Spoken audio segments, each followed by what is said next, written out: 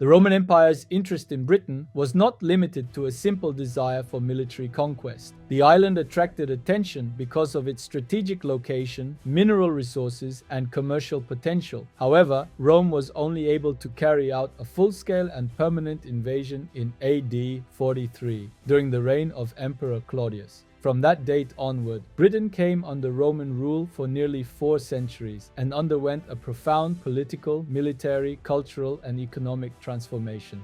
The roots of Roman-British relations can be traced back to Julius Caesar's expeditions in 55 and 54 BC. Although Caesar did not establish permanent control, he gathered valuable information about the island's geography and military conditions, and brought several local tribes into a relationship of dependency with Rome. As a result, Britain was no longer seen as a distant and unknown land, but as a potential province of the empire. Nevertheless, internal political problems and wars on the European continent prevented Rome from launching a major invasion for many decades. For Emperor Claudius, who ascended the throne in AD 43, a campaign in Britain was of great political and personal importance. Claudius was not widely regarded by the Roman elite as a strong or legitimate ruler. A successful military conquest would strengthen his authority and enhance his prestige throughout the empire.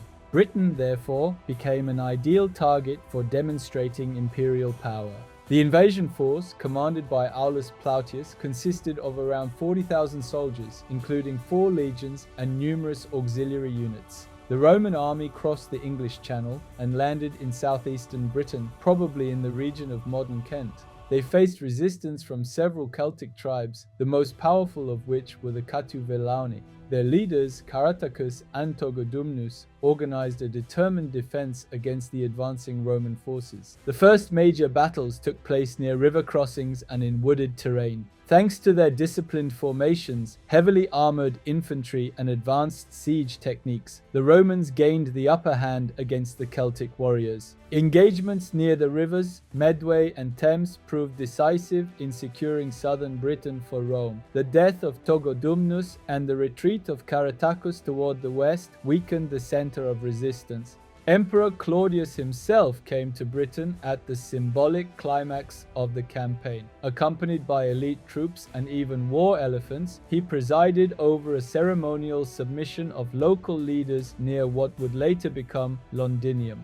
This event was of great importance for Roman propaganda. Claudius returned to Rome as the conqueror of Britain and celebrated a triumph, reinforcing his legitimacy as emperor. Once the territory was secured, Rome quickly integrated it into the imperial provincial system. At first, Britain was governed as a frontier province under military governors.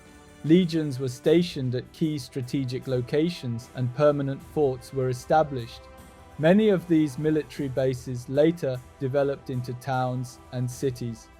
Eboracum, York, Diva, Chester, and Isca, Caerleon, became major centers of Roman military and administrative activity. The new Roman towns served not only military purposes but also administrative and economic functions. Roads, bridges, and ports were constructed, linking Britain to the wider network of the empire. These roads facilitated the movement of troops and greatly expanded trade. Roman engineering and urban planning transformed the island's infrastructure and landscape. The Roman authorities also sought cooperation with local elites. Certain tribal leaders were granted Roman citizenship and incorporated into the provincial administration. This policy aimed to reduce resistance and promote the spread of Roman culture. Gradually, the Latin language, Roman law, and urban ways of life took root in Britain. Nevertheless, Roman rule was never entirely free of conflict. One of the most serious uprisings occurred in AD 60 to 61 under the leadership of Boudica, queen of the Iceni. Harsh treatment by Roman officials and the exploitation of local populations triggered a massive revolt. The towns of Camulodunum, Colchester, Londinium, and Verulamium, St. Albans, were burned and destroyed. Although the rebellion caused widespread devastation, the Roman army eventually eventually crushed it with brutal efficiency. The suppression of Boudicca's revolt led to even tighter military control and a more cautious approach to provincial administration. Over time, Rome attempted to extend its authority northward. Campaigns were launched into what is now Scotland, but permanent control over these regions proved difficult. Eventually, Emperor Hadrian decided to establish a fixed frontier. In AD 122, he ordered the construction of Hadrian's Wall stretching across northern Britain. This massive fortification marked the boundary between the Roman world and the unconquered tribes of the north and became one of the most enduring symbols of Roman Britain.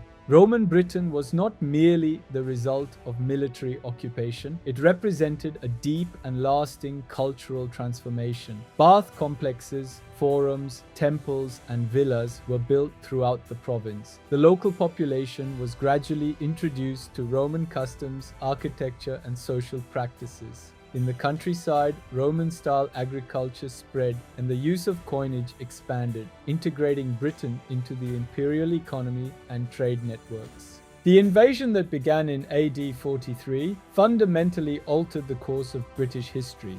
Roman administration brought centralized authority, advanced infrastructure, and a new legal and urban tradition to the island, linking it closely with the Mediterranean world. Even after Roman rule eventually came to an end, the roads, towns, and institutions they established continued to shape Britain's development.